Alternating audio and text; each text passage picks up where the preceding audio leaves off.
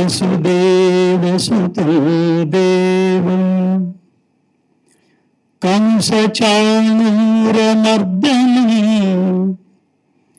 దేవకీ పరమానందం కృష్ణం వందే జగద్గురుం వందే నవఘనశ్యామం పీతకౌశేయవాససం సామమూఢం సుందరం శుద్ధం శ్రీకృష్ణం ప్రకృతే పరం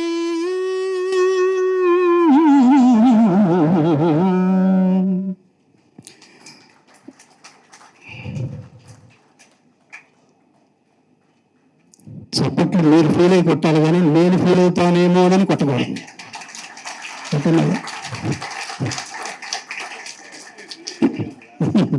అందరూ ఒక మాట అనుకుంటే మరి 10-15 మంది కొట్టారనుకోండి, నేను తెచ్చుకున్నాను అనుకుంటారు.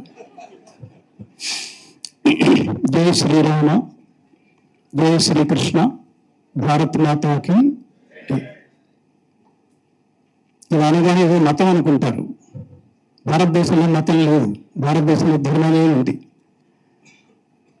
జై శ్రీరామ అని ఎందుకు అనుకోవాలంటే ఇంటికి నుంచి ప్రారంభించిన తర్వాత లాక్డౌన్ దగ్గరికి వెళ్ళడం. మనకి అవసరం లేకపోతే మన పక్కింట్లో ఎవరున్నాడో కూడా మనం తెలుసుకునే ప్రయత్నం చేయగలుగుతున్నారా? అలాంటిది ఎప్పుడో త్రేతాయుగంలో రాముని ఇప్పుడు గుర్తు చేసుకోవడం ఏమిటి? దానివల్ల ఆయనకు వచ్చే ప్రయోజనం ఏమిటి? దానివల్ల మనకు వచ్చే ప్రయోజనం ఏమిటంటే, శ్రీరాముని ఇప్పటికీ మనం గుర్తు చేసుకుంటున్నామంటే దాని అర్థం ఏమిటంటే ఆదర్శ పురుషుడు కాబట్టి. ఎలాంటి ఆదర్శ పురుషుడు అంటే, జీవితం అంటే సుఖంగా బతకటం కాదు, కంఫర్టబుల్గా బతకటం కాదు, లగ్జరీగా బతకటం కాదు, ధర్మంగా బతకటం అని తను ఆచరించి ప్రపంచానికి చెప్పాడు కాబట్టి ఆదర్శ పురుషుడు అయ్యాడు. ఇవాడు మనకి 10 రూపాయలు కావాలంటే మన దగ్గర 10 రూపాయలు ఉన్నప్పటికీ పక్కన వాడి జేబులోంచి ఖర్చు పెట్టే ప్రయత్నం చేసే ప్రస్తుత సమాజంలో ఒక జీవిత కాలం అంతా జనాల కోసమే బతకటం అన్నది చిన్న విషయం కాదు మిత్రులారా. మన స్థితి ఏమిటో, అవతల వాడి స్థాయి ఏమిటో తెలుసుకోవాలంటే పోల్చుకుని చూడాలి. ఎప్పటికప్పుడు పోల్చుకుంటూ ఉండండి. ఆయన స్థానాల్లో ఉంటే మనం ఇది చేస్తామా అని. అలా మనం పోల్చుకోదగిన ఈ వేదిక మీద పోల్చుకోదగిన మహా వ్యక్తి ఎవరంటే,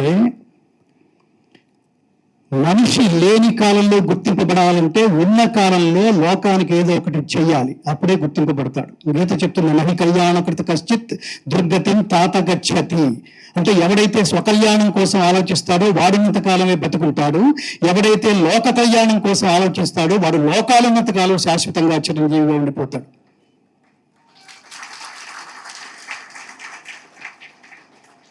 కాబట్టి మనం లేని కాలంలో మనం జీవించి ఉండాలంటే ఉన్న కాలంలో ఏదో ఒకటి చేయాలి. రాజకీయ నాయకులు అంతే, పదవిలో లేని కాలంలో కూడా గుర్తింపబడాలంటే ఉన్న కాలంలో ఏదో ఒకటి చేయాలి. అలా పరమాత్మ ఇచ్చిన శక్తులన్నిటినీ దాన్ని సేవగా ట్రాన్స్లేట్ చేసి ప్రపంచానికి ఖర్చు పెట్టడమే జీవితంగా బతికి ఆదర్శవంతమైన జీవితం అంటే ఇది అని. పదవిలో ఉన్నా పదవిలో లేకపోయినా అదే చొక్క, అదే చిరునవ్వు, అదే శ్రేయస్సు, అదే నడక, అదే నడత, అదే శీలం, అదే క్యారెక్టరు, అవకాశాల కోసం పార్టీ మారని తత్వం. ఇవన్నీ తర్వాత జనరేషన్స్కి ఒరే బతకడం అంటే మామూలుగా బతికేస్తుంటాం. జీవించాలిరా, జీవించడం అంటే అలా జీవించాలి అని మన నెక్స్ట్ జనరేషన్స్ చూపిద్దాం. ఒక వేరు అలా తిప్పుతూ ఆ మహానుభావుడు వెంకయ్య నాయుడు గారు.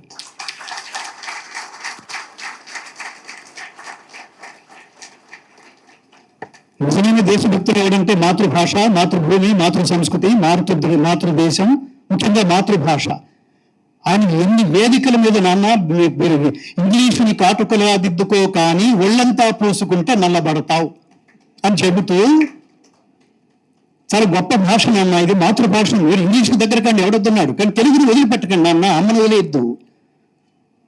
మంచి గుమ్మడి కన్నా, దంచిన ఎర్రని కురవడ్ల బియ్యపు కూడు కన్నా, మేల్ జహంగీరు మామిడి పండు కన్నా, సుంకారిన లేసజ్జ కంకి కన్నా, కమియ పండిన ద్రాక్ష కన్నా, చక్కెర తగబోసి వండిన పాల బువ్వ కన్నా, రసదాడి కన్నా, పనసతన కన్నా, ఖజూరము కన్నను జున్ను కన్నా, అరతి పరతేనియల కన్నా, ఆమని తరి కొసరి కూసెడు కోయిల కోత కన్నా, ముద్దులలికడి జవరాలి మోవి కన్నా తీయనైన దెయ్యది అదే మన తెలుగు భాష.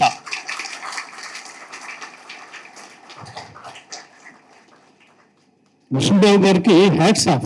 ఇవాళ ఏంటంటే నిజానికి మనకి ఇచ్చిన శక్తులన్నీ ప్రపంచానికి ఖర్చు. స్వామి వివేకానంద గొప్ప మాట మాట్లాడతాడు మిత్రులారా. అదేంటంటే నిజమైన శాశ్వతమైన ఆనందం అంటే ఏమిటంటే మన వల్ల ప్రయోజనం పొందిన వాళ్ళ కళ్ళల్లో కనిపించిన ఆనందం చూసి ఆనందించడమే నిజమైన శాశ్వతమైన ఆనందం. నిరంతరం ఈ ఆనందం చూస్తున్న మహానుభావుడు ఇవాళ ఈ కార్యక్రమ కథానాయకుడు డాక్టర్ విష్ణురావు. మేము ఎప్పుడు చెప్తుంటాం, ఉత్తమ జీవన విధాన మార్గానికి ఒక జీవిత పాఠం ఉపదేశించిన వాడు ప్రపంచానికి శ్రీకృష్ణ పరమాత్మ. అనుకుని బతుకున్నాడు ఆయన. ఆయనతో నాకేం సంబంధం, ఏం చెప్పాడరా ఆయన. ఒక్కొక్క మా కర్మణ్యేవాధికారస్తే అంటే ఎంత సైకలాజికల్ ట్రీట్మెంట్ ఇచ్చేశాడు ఆయన, ఎంత పర్సనాలిటీ డెవలప్మెంట్ మేనేజర్. కృష్ణుడు గొప్పవాడు అనుకుంటే మనకి గొప్ప విషయం చాలా క్యాజువల్గా అది. కానీ కృష్ణుడు గొప్పవాడని ఎవరన్నారో తెలుసా? Edwin Arnold, max Miller, open hammer, Warren Hastings, Einstein, Aldous Huxley, David ఫ్రాలే, మొత్తం పాశ్చాత్యులందరూ శ్రీకృష్ణ పరమాత్మ అర్జునుడు అనే విద్యార్థిని అడ్డం పెట్టుకుని ప్రపంచ మానవాళిని నిస్వార్థంగా స్ట్రెస్లెస్ ఆనందంతో బతకటం ఎలాగో బోధించిన జీవన ప్రమాణాల గీత భగవద్గీత. అందుకని బతుకున్నాడు ఆయన.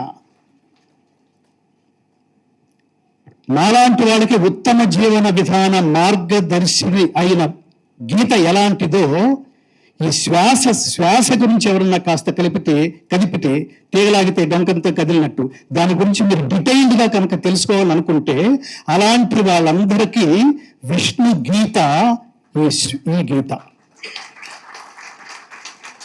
శ్వాస ఇందాక వరప్రసాద్ రెడ్డి గారు ఆయన కూడా ఆయన్ని పిలవడం ఆయనంత మహానుభావుడే. ఇవాళ చదువుకుంటున్న వేల సినిమాలకి సౌండ్ రికార్డిస్ట్ గా పనిచేసిన అతను కేవలం భగవద్గీతని అత్యున్నతంగా ప్రపంచానికి చేర్చారనే లక్ష్యంతో ప్రయాణిస్తున్న నాతో 10 సంవత్సరాల పాటు తన సౌండ్ ఎక్స్పీరియన్స్ అంతా అందులో పెట్టి మీరు కళ్ళు మూసుకుని వింటుంటే దర్శిస్తున్న అనుభూతి కలిగించే గొప్ప సౌండ్ టెక్నాలజీతో రికార్డ్ చేసిన ఈ సురేష్ కుమార్ అనే వ్యక్తి తన బిడ్డని కాలేజీలో జాయిన్ చేయడానికి డబ్బులు కట్టలేని స్థితిలో ఉన్నాడు మిత్రులారా. 10 లక్షల స్పాట్. ఎలా ఈ ఉదాహరణ దేనికి చెప్తున్నా అంటే వైద్యులు కూడా అంతే. అలాంటి స్థితిలో మీరు ఎప్పుడు చూస్తుంటారు, వైద్యుడి దగ్గరికి వెళ్తే జేబు చూస్తున్నాడు కాదు, దాని వెనకాల మనసు చూసేవాడు ఎవడన్నా ఉంటాడా అని అంజనం వేసి వెతుకుతుంటే అలా వెతుకుతున్న లిస్టులో కనిపించిన మొదటి మహానుభావుడు డాక్టర్ విష్ణురావు గారు. హస్తవాసి మంచిది అంటారు కదా, హస్తవాసి ఏమిటి? అందరికీ హస్తం ఉంటుంది, ఏమిటి వాసి ఏమిటి?